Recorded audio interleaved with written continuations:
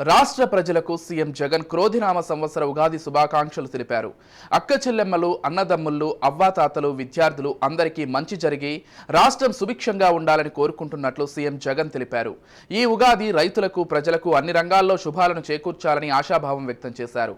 సాగునీరు, తాగునీరు, పచ్చని పంటలతో ఆంధ్ర రాష్ట్రమంతా నిత్య వసంతంలో నెలకొన్నాలని సీఎం జగన్ ఆకాంక్షించారు. వ్యవసాయ రంగాన్ని అభివృద్ధి చేయడం ద్వారా దాని అనుబంధ రంగాలు, వృత్తులు బలపడి రాష్ట్రం గ్రామీణ ఆర్థిక వ్యవస్థ బలపడాలని భగవంతుడిని ప్రార్థించారు. క్రోధినామ సంవత్సరంలో ఆంధ్రప్రదేశ్తో పాటు దేశం మరింత అభివృద్ధి సాధించాలని ఆకాంక్షించారు.